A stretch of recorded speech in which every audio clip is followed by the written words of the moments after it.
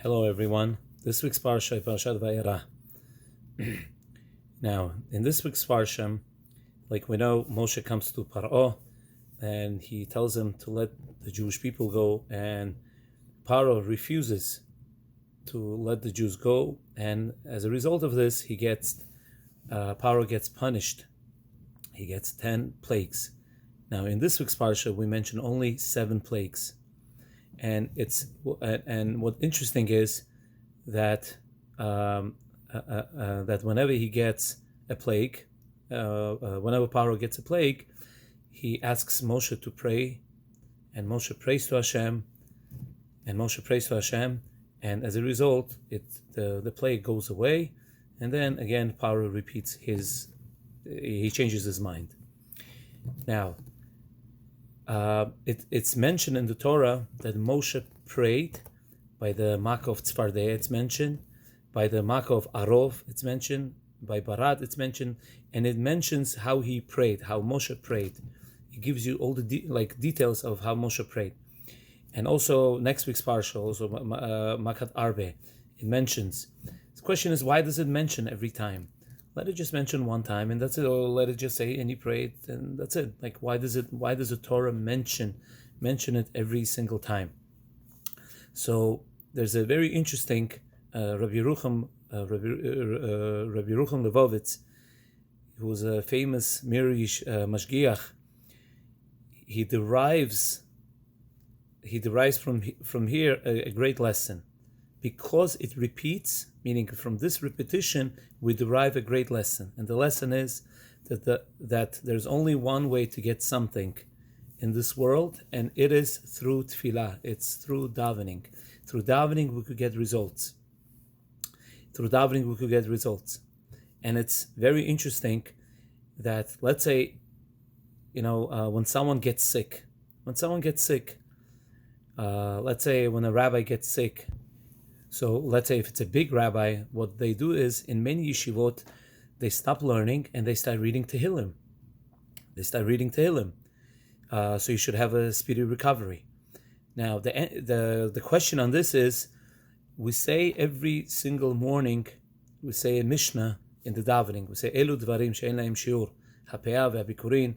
So in that Mishnah, we mention certain things, certain mitzvot that we do in this world, that we get reward in this world, but also its source and the main reward is we're going to get in Olam Haba, in the next world.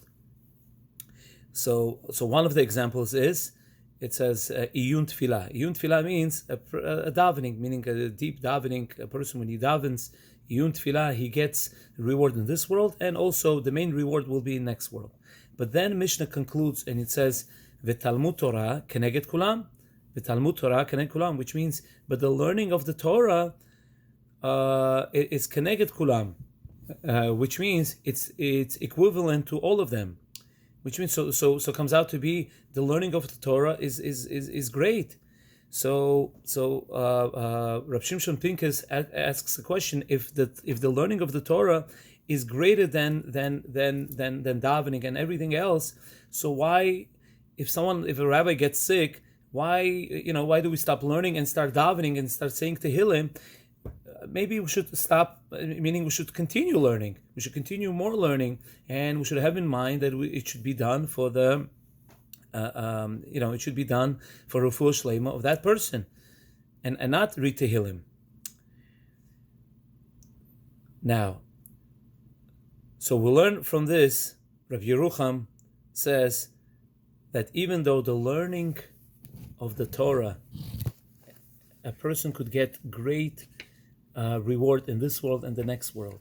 You could get tremendous reward in this world, in the next world, and the learning Torah is the best thing. However, if you want results in this world, if someone needs, if someone needs something in this world, the only way to get is through tefillah, is through davening. If you need something in this world, says Rabbi Yerucham, it's the only way to get it is only through tefillah. Even though learning Torah is the great thing, yes, you'll get a great reward in this world and next world. But if you need something in this world, Hashem made it that it could come only through tefillah, only through davening.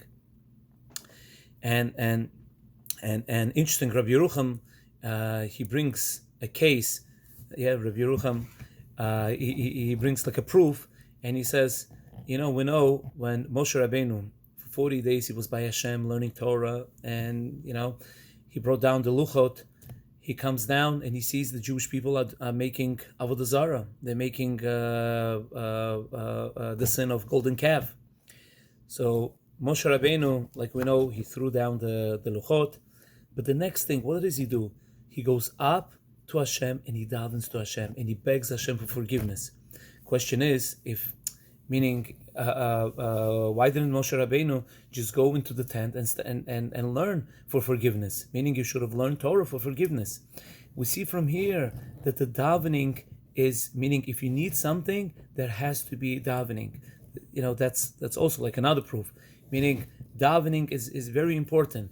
If a person needs something in this world, a person has to daven. You have to daven and beg Hashem and ask Hashem, and Hashem will give us.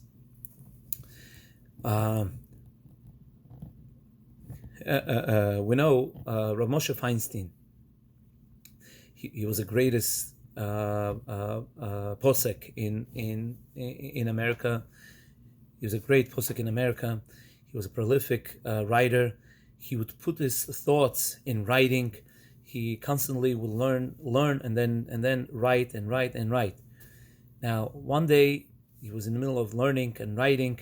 He gets a phone call from his son telling him that one of his grandchildren fell ill and is in the hospital. So Rav Moshe, what did he do? Rav Moshe Feinstein, he closed this Gemara and he closed his notebook and he took out the Tehillim and he started saying Tehillim. And every 15 minutes he would stop and ask, he would ask to find out the condition of the child, if the boy or a child or a girl, if a child feels better or not.